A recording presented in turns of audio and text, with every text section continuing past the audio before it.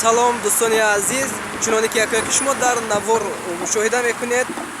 роҳи танобии шаҳри Хуҷанд аллакай омода аст ва дар назар аст ки рӯзҳои наздик мавриди истифода қарор мегирад ва фикр мекунам ки бунёди роҳи танобӣ аз ҷониби соҳибкорон ва бо ташаббуси мақомоти иҷроии ҳукумати давлатӣ шаҳри Хуҷанд ва дастури супоришои бевосита аз гузори сулҳу ваҳдати миллӣ пешвои миллат президенти мамлакат муҳтарами Эмомалӣ Раҳмон яке аз иқдомҳои хуб аст